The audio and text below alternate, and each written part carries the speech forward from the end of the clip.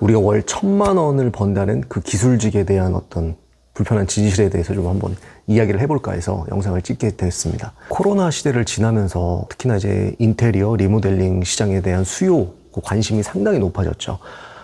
그때 이제 코로나 당시에 유동성이 엄청 풍부해지고 또 그러다 보니까 부동산 거래도 활발해지면서 인테리어, 리모델링 시장이 굉장히 커졌어요. 그러면서 그 인테리어나 리모델링 공사를 요청하는 수요가 엄청 늘어났는데 그 수요에 비해서 그 공사를 실행해줄 시공업체나 기술자들이 굉장히 부족했어요. 그 공급이 부족했던 거죠. 그러다 보니까 자연스럽게 그 인건비라든지 공사비가 오르게 됐죠. 그러면서 이제 뉴스나 언론에서 기사로 이제 굉장히 많이 다루면서 뽑혔던 헤드라인이 월 1,000만 원, 하루 일당 수십만 원씩 벌면서 워라밸을 다 챙긴다. 이런 것들이었어요. 그래서 아마 더더욱 이 젊은 분들의 관심이 늘고 기술 직종으로의 유입이 훨씬 저는 커진 거라고 보고 있거든요. 이런 기술 직종에 대한 관심이 높아진 이유 중에 사실 가장 큰 부분이 돈이라고 봐요. 그건 굉장히 솔직하고 당연한 이야기라고 저는 생각을 합니다. 그 여러 공정의 이제 젊은 분들을 우리가 만나게 되면서 이 기술을 직종을 택하게 된 이유들을 가끔 제가 물어보게 되면 바로 방금 이야기했던 수익적인 부분에 대한 부분과 워라밸을 동시에 챙길 수가 있다라는 메리트를 가장 큰 이유로 많이 뽑으시더라고요. 그래서 우리가 그 숙련된 기술자가 되면 월 1,000만 원씩 벌 수 있다라는 기대감을 가지고 이 일에 뛰어들게 됩니다. 자, 근데 우리가 좀 더 깊숙하게 들어가 보자고요. 자, 이제 내가 수많은 노력과 연습을 통해서 이제 기술력을 갖췄다고 이제 가정을 해볼게요. 이제부터 나는 월 1,000만 원의 워라밸이 보장되는 어떤 꿈 같은 일이 난 펼쳐질 거야. 과연 그게 펼쳐질까요? 월 1,000만 원씩 버는 게 내가 생각하는 것처럼 쉽게 될 리가 없기 때문에 제가 이 질문을 여러분들께 던진 거겠죠. 이미 이 기술력을 이미 우리가 생각하는 이 기술력을 오랜 기간 동안 연마하고 터득하고 수많은 경험을 쌓아 오신 분들은 사실 굉장히 많다고 저는 봐요. 근데 그 수십 년 동안 쌓은 기술력에도 불구하고 누군가는 그 상징적인 숫자 월 1,000만 원이라는 수익을 손에 쥐어보는 분도 계실 거고 손에 쥐어보지도 못하는 분들도 분명히 저는 있을 거라고 생각을 해요. 시간은 오래 보내왔지만 정말 기술력의 차이일 수도 있고 아니면은 영업 능력이나 홍보, 개인의 어떤 브랜딩 이런 부분일 수도 있을 것 같아요. 그건 개개인의 상황과 능력이 다르기 때문에 한 가지 요인만으로 월 1,000만 원을 찍는다, 못 찍는다 이렇게 판단하기는 좀 어렵겠죠. 그런데 그것이 우리가 처음 생각했던 것처럼 내가 딱 이 기술력만 마스터하면 무조건 내가 목표로 하는 월 1,000만 원 딱 벌 수 있다. 라는 어떤 그 프레임에 갇혀가지고 그 기술력만 가지면 난 다 돼, 끝나 라고 생각을 하는 분들이 분명히 있거든요. 근데 과연 그렇게 생각을 하고 기술력을 마스터를 했지만 현재 월 1,000만 원씩 매달 꾸준하게 그 수익이 유지가 되고 있을까요?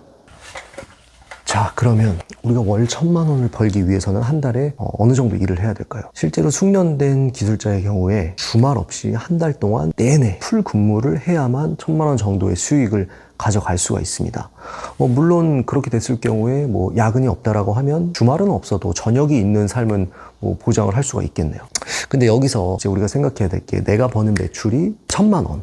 이 되는 것이고 또 그 일을 유지하기 위해서 우리가 또 비용이 들어요. 여러 가지 차량 유지비, 보험료, 공구손료 여러 가지 것들이 들어요. 1,000만 원을 벌어도 내가 실질적으로 그 수익을 유지하는 데 있어서의 또 들어가는 지출 비용이 든다라는 것이죠. 그리고 또 하나가 무엇이냐면 한 달 내내 일이 끊이지 않고 계속 이어져야만 내가 원하는 1,000만 원이라는 수익을 가져갈 수가 있다고 했는데 일이 끊이지 않고 계속 할 수 있다라는 거, 그렇게 지속할 수 있다라는 게 사실 현실 속에서 생각보다 굉장히 어려운 일이랍니다. 나보다 성실히 일하는 사람이 나타날 수도 있고 또 그 사람이 나보다 더 낮은 비용을 소비자에게 제시할 수도 있고 그렇게 된다면 의리로 여태까지 이어졌던 어떤 거래처와의 관계가 의리로 몇 번은 더 이어질 수 있겠지만 나보다 일을 더 잘한다거나 나보다 혹은 공사비나 인건비가 더 저렴한 누군가를 만난다고 하면 언제든지 그 거래처는 그 사람들과 일할 수 있는 여지가 충분히 있다는 거죠. 그렇기 때문에 내가 기술만 마스터하면 기술력만 갖춰지면 월 1,000만 원과 워라밸이 나에게 보장이 될 거야 라고 하는 그 단순한 프레임에 갇혀 있지 말아야 된다는 거죠. 그래서 실질적으로 이 일이 계속 이어지기 위해서 이 기술력이 끝이 아니라 지속적으로 계속 무언가 성장해야 된다라는 생각을 가지고 이 기술력의 플러스로 나의 기술력이 누군가에게 과연 소비할 만한 메리트 있는 기술력으로 그들에게 보여지는 것인가. 마케팅이든 브랜딩이든 여러 가지 그런 뭐 영업적인 요소, 뭐 세일즈, 그리고 실질적인 기술, 여러 가지 것들이 종합적으로 다 같이 이루어지면서 성장을 해야만 내가 계속 지속적으로 상징적인 월 1,000만 원 수익을 낼 수 있다라고 보는 것이죠. 근데 이렇게 뭐 현실적인 이야기를 했음에도 불구하고 저는 이 업계에서 긍정적인 변화가 계속 일어나고 있다고 저는 보여져요. 왜냐하면 속칭 우리가 그 노가다라고 이제 불리우는 이 업계에 정말 젊고 센스 있고 교육 수준도 정말 준수한, 정말 우리가 생각하는 명문대를 나온 사람들조차도 이 기술 직종에 들어오는 경우들이 꽤 있거든요. 그렇기 때문에 이런 우리가 가지고 있는 기존의 편견들이 좀 깨질 수 있는 좋은 계기가 된다라고 저는 보고 있어요.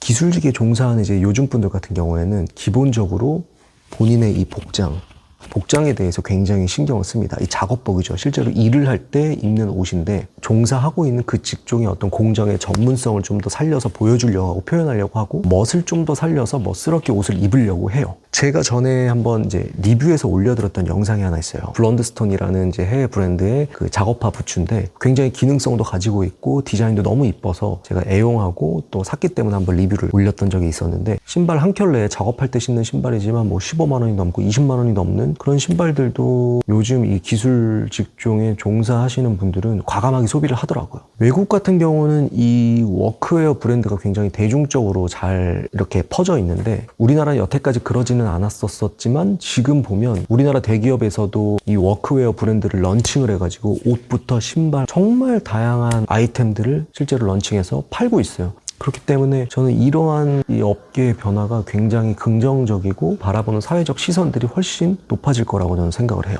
그리고 실제로 우리가 보여지는 이 옷뿐만이 아니라 실제로 현장에서 정말 작업을 할 때 사용하는 뭐 장비 이런 것들에 대해서도 굉장히 많은 관심과 어떤 효율성을 따져서 구매를 해요. 그러다 보니까 꼭 우리나라 브랜드만 고집하는 게 아니라 해외 브랜드들 중에서도 똑같은 작업을 해도 훨씬 효율이 높고 시간이 빠르고 작업 퀄리티도 높게 나올 수 있는 장비들을 구입을 하게 된다는 겁니다. 이러한 변화들이 계속 일어나는 것들을 보면 그냥 단순히 내가 야 이거 기술만 가지면 그냥 평생 먹고 살 수 있어, 야 월 1,000만 원씩 벌 수 있어 라는 어떤 그런 착각에 빠지지 않고 옷 하나부터 신발, 그리고 실질적으로 내가 사용하는 장비, 그리고 그것들을 대하는 태도와 마인드들이 이제 계속 성장하게끔 변화하다 보니까 그러한 마인드로 접근하고 그러한 시도를 하는 사람들은 상징적으로 생각하는 그 월 1,000만 원이라는 수익을 달성하기에 훨씬 더 가능성이 높아질 거라고 저는 보여져요.